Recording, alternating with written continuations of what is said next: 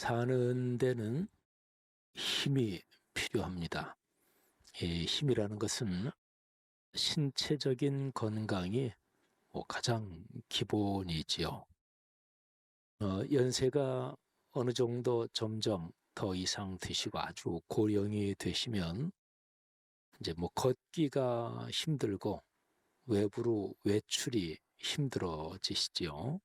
근데 아주 고령이 돼서 걷는 것 또는 외출하는 게 힘드셔도 하여간 용기를 가지고 힘써서 외출도 하시고 걸으셔야 됩니다.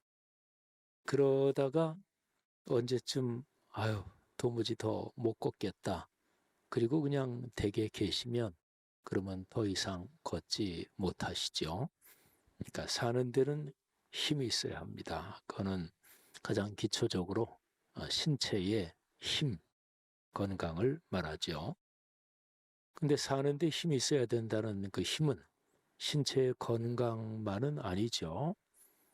신체 건강 이상이 없는데 그런데 정신적으로 무기력증에 빠져서 또는 우울증에 걸린다든지 또는 완전히 탈진된다든지 정신적으로 기력이 빠지면 사람이 살기가 힘들죠. 또 정신과 영혼과 연관된 신앙과 믿음의 힘, 이것도 역시 마찬가지입니다. 그래서 사람은 누구나 산다는 것이 어떤 힘이 있어야 삽니다. 제가 지금 말씀드린 모든 것을 다 종합해서 사는데 필요한 힘이다. 이렇게 얘기를 하면 누구나 다 어떤 종류든지 힘이 있어야 사는데 근데 사람마다 그게 조금씩 다 틀립니다.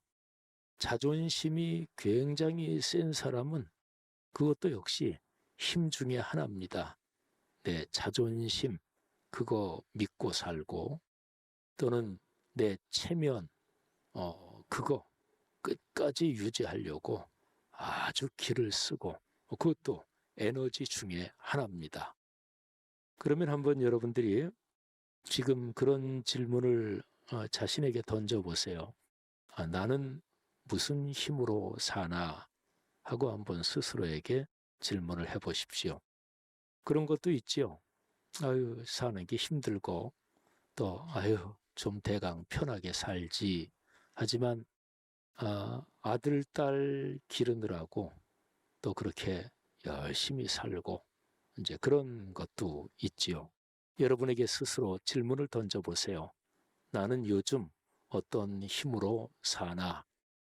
내가 사는데 나에게 힘을 주는 그 동기, 어떤 이유가 있을 거 아니겠어요? 우리 교회 여러 부서들 또 여러 기관들이 참 열심히들 사역하시는데 아까 영상 보고에 해외 선교부, 그러니까 의료 선교부죠. 지금은 이제 글로벌 사랑 나눔 이렇게 법인으로 조직이 돼서 계속 사역을 열심히 합니다마는 우리 교회 의료 선교부는 매년 해외로 나가죠. 근데 여러 해외 선교가 다 그 일정이 사실은 굉장히 빡빡하고 또 열심히 헌신하고 다 그렇게 짜여져 있지만 제가 가만히 이렇게 보면 해외 선교부 여름 사역 일정이 진짜 만만치 않은 것 같아요. 해외 선교부는 매년마다 조금씩 다르겠습니다만은 거의 추석이나 이런 연휴 끼고 가죠. 명절 때 의료계에 계신 분들이나 또 다른 직장 다니시는 분들이나 우리 한국 직장이 1년 중에 휴가가 그렇게 아직까지 많은 나라가 아니잖아요. 유럽 같은 데 가면 보통 1년에 한 달 휴가는 거의 평균적으로 그런데 우리나라는 아직까지 그 정도 휴가 있는 사람이 많진 않죠. 그러면 연중에 설 연휴, 추석 연휴 이거는 우리나라에서 인생길 걸어가는 사람들이 굉장히 중요한 거잖아요. 근데 이제 의료 선교부는 언제나 그런 연휴를 끼고 이렇게 가니까 또 다른 선교, 해외 선교도 그렇게 명절 연휴를 끼고 가는 그런 부서들이 있지요. 근데 가서도 거의 뭐 빡빡하게 돌아올 때까지 사역하고 뭐 돌아오기 전에 한 반나절 정도 뭐 이렇게 쉬고 뭐 이러는 것 같더라고요. 근데 의료 선교 우리 교회 뭐 박상학 장로님이나 또 우리 이서구 장로님이나 또 김은식 안수 집사님이나 이런 어르신들 쭉 가만히 이렇게 보면 야, 저분들은 해외 가서 다른 사람에게 내가 가진 의료 지식 또는 우리 의료 선교부가 그 어려운 사람들 돕는 그게 그분들한테 삶의 에너지와 힘을 주는 것 같다. 이런 생각을 합니다. 아무튼 사람은 힘이 있어야 삽니다. 근데 사도 바울이 쓴 편지 에베소서 6장 19절 20절을 보면 사도 바울이 어떤 힘으로 그분이 살았나 그거를 그 구절에서 우리가 읽어낼 수 있습니다. 에베소서 6장은 에베소서의 제일 마지막 장이죠. 사도 바울이 에베소에 살고 있는 그리스도인들에게 보낸 편지입니다. 바울의 평생에 평생 전도자로 그러다가 로마에서 순교를 당하신 걸로 그렇게 보이는데 근데 순교를 당하기까지 평생 전도자로 살면서 바울의 마음속에 어느 도시, 어느 지역, 바울의 마음속에 가장 깊게 진하게 남아있는 그 도시, 그 장소는 어디일까요? 참고로 바울은 산골짜기 저 시골 멀리 한 영혼이 있는 데까지 찾아다니고 그렇게 사역한 전도자는 아닙니다. 바울은 대도시를 짚어가면서 사역한 분입니다. 그러니까 사람 적은 곳 말고 큰 도시들을 거점 도시들을 짚어가면서 사역하신 분이고 바울이 순교를 당한 곳은 로마라고 추정이 됩니다. 로마는 그 당시에 로마 전체 그 광대한 제국의 중심 도시잖아요. 그러니까 맨 마지막에 생을 마감한 순교한 도시는 그 당시에 가장 중심 도시 로마였습니다. 그런데 여러분이 한번 신약 성경에 에베소서, 빌립보서, 갈라디아서, 데살로니가서 신약 성경의 책 이름들이 그 당시에 다 중요한 도시들이에요. 고린도 뭐 말할 것도 없고 빌립보 아주 중요한 도시고 근데 바울의 마음속에 가장 진하게 깊게 남아있는 도시는 어떤 도시일까요?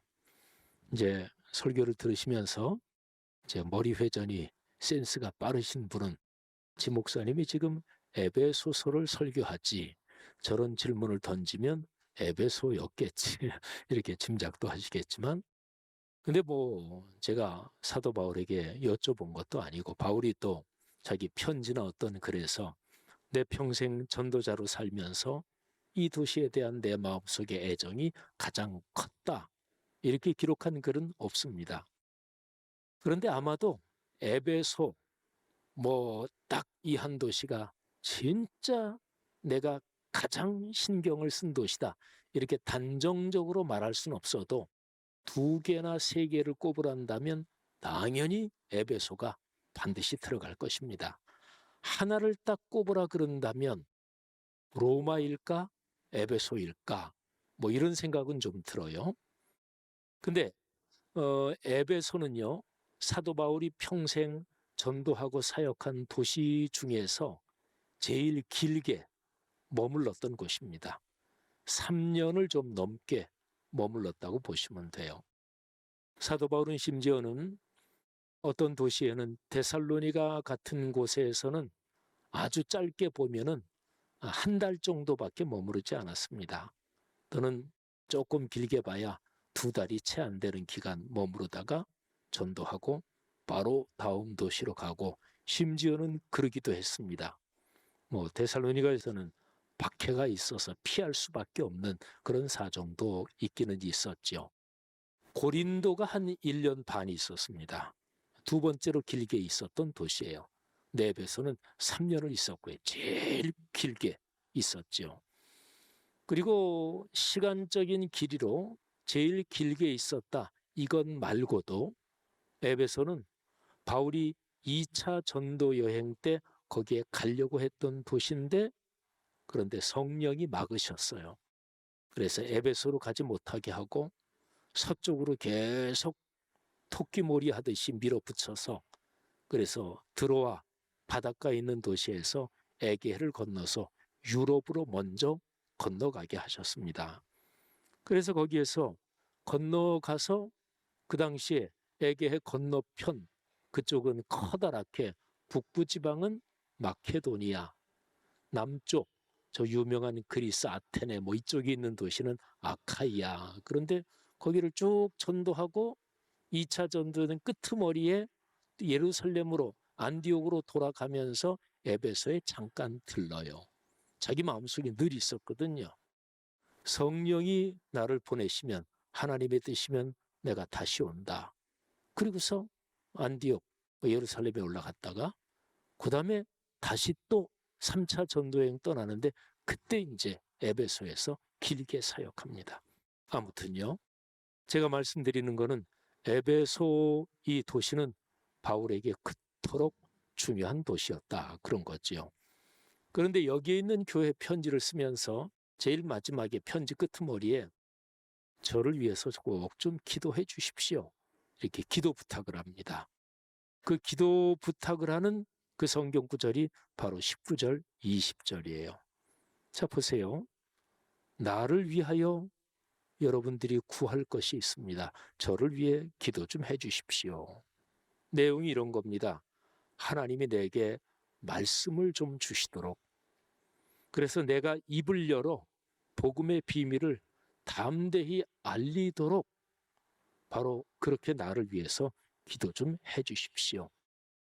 그리고 사도 바울은 바로 이어서 에베소서 편지를 쓸 때 감옥에 갇혀 있었어요. 감옥에서 쓴 옥중서신이지요. 그런데 바로 이어서 사도 바울이 그 얘기를 해요.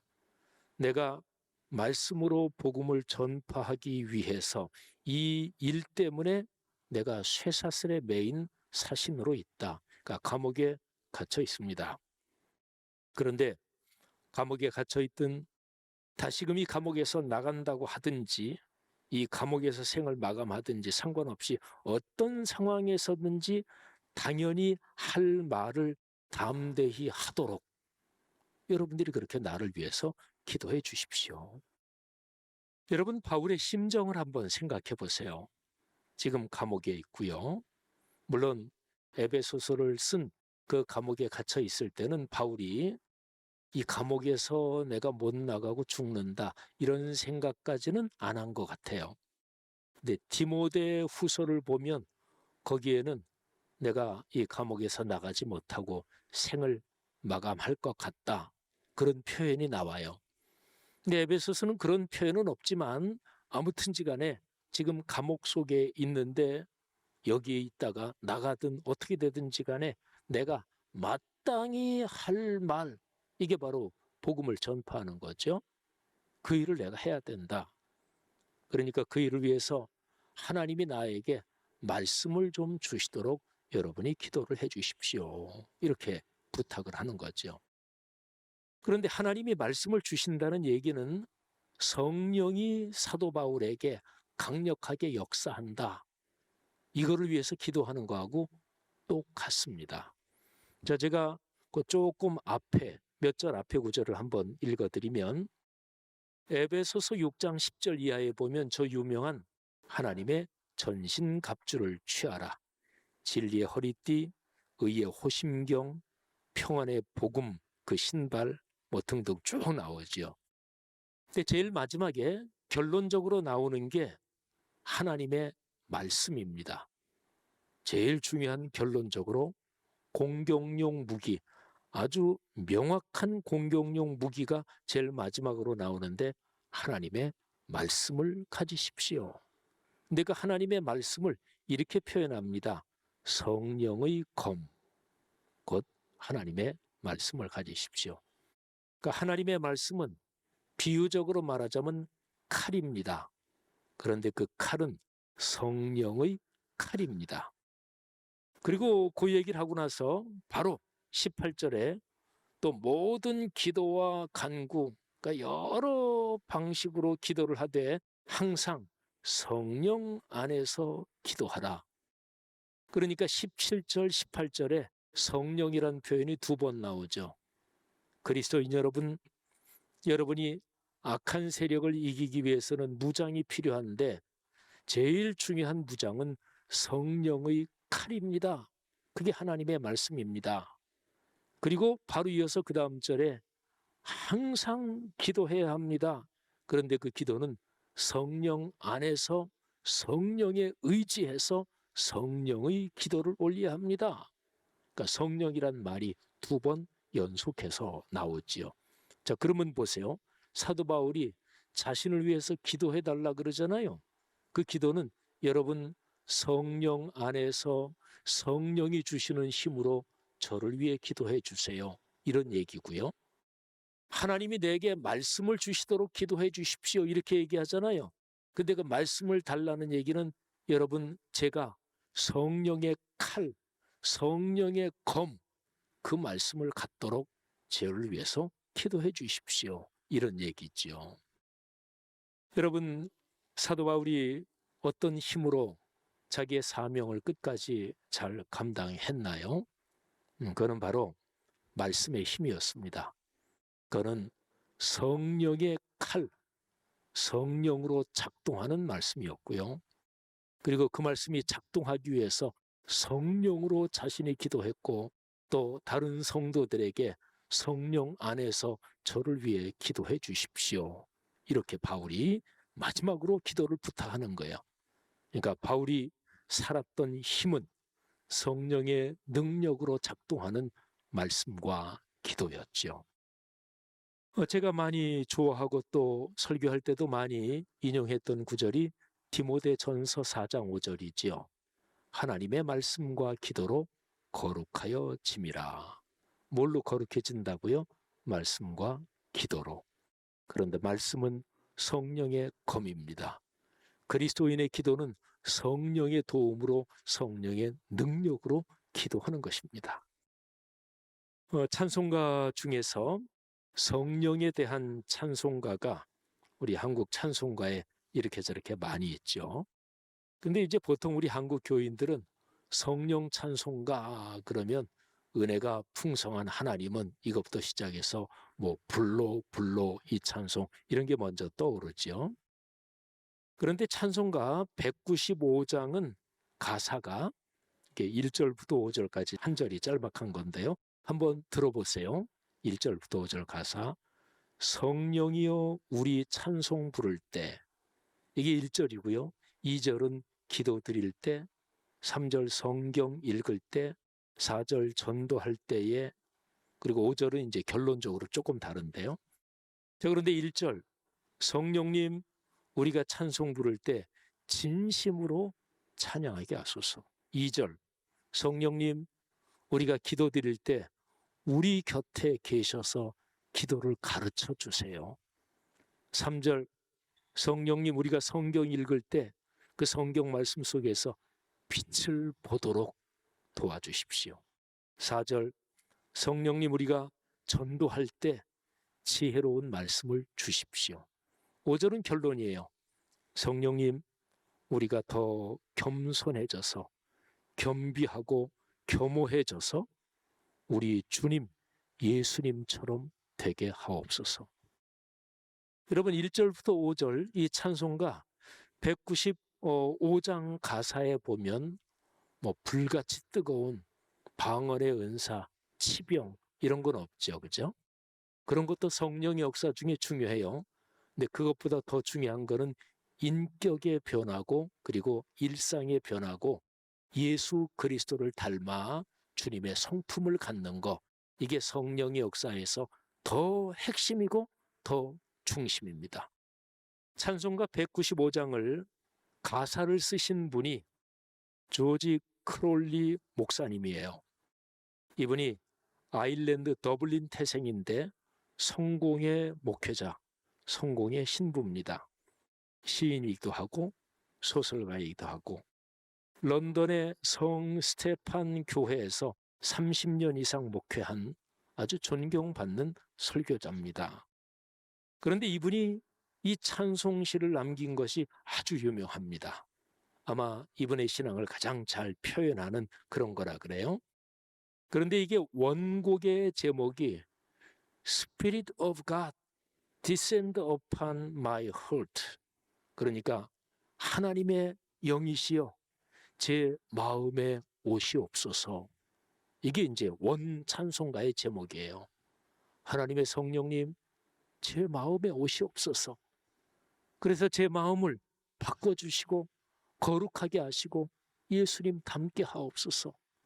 찬송을 부를 때 진실한 마음으로 부르고 기도할 때 성령님 제가 종종 욕심스럽게 제가 이기적으로 기도합니다. 제게 기도를 가르쳐 주시고 성경 읽을 때 제 능력으로 성경을 절대로 깨닫지 못합니다. 그 안에서 빛을 보게 해주시고 전도할 때 입을 열어 지혜롭게 말해서 다른 사람에게 복음을 전하게 하시고 그리고 무엇보다 제가 더 겸손해지고 겸허해지고 겸비해져서 예수 그리스도 닮게 하옵소서.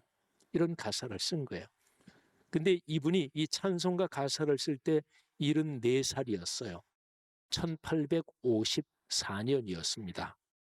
근데 이 당시 영국 교회에서 부흥운동이 많이 일어나던 때였어요. 그래서 성령의 역할, 성령의 역사에 대해서 영국 교회에서 관심들이 많았어요. 그런데 잘 보세요. 성령의 역사에 대해서 관심이 많았다. 그 당시에 막 부흥운동이 일어나고 있었다. 그 안에 조지 크롤리 목사님이 있었던 거예요. 근데 이분이 그런 시대에 있었으니까 가사를 쓸 때, 그러니까 시를 쓴 거죠. 시를 쓸 때 성령에 대해서 썼는데 성령의 능력으로 치병이 일어나고 방언을 하고 예언을 하고 뭐 큰 능력 있는 어떤 일을 하고 그런 걸 쓴 게 아니라 인격과 일상의 변화에 대해서 썼죠. 여러분 하나 말씀드릴 거는 1800년대, 1700년대부터도 마찬가지고요. 1600년대 후반, 1700년대, 1800년대 경건주의 운동, 영국과 미국의 부흥운동 이런 게 한참 일어날 때 성령의 역사가 일어나는데 기독교 역사에서 성령의 역사는 크게 나누면 두 가지 방향으로 일어나요. 첫째는 우리 한국에 익숙한 거, 방언의 은사, 치병의 은사, 예언의 은사 이런 초자연적인 은사 이런 데 집중하는 성령 운동이 있어요. 그 다음에 또 하나 이거는 한국에 별로 익숙하지 않은 거예요. 그런데 또 하나가 뭐냐면 인격이 변해야 된다. 예수님 닮는다. 이런 성령 운동이 일어납니다. 한국교회는 큰 틀에서 뭐 조영기 목사님이나 성령 운동 하시던 분들이 방언, 예언, 병 고침 이런 데 훨씬 더 집중했죠. 근데 기독교 1600년대 이후로 기독교 역사에서는 성령 운동에서 인격이 변화하고 예수님 닮고 이런 성령 운동이 또 큰 축으로 일어납니다.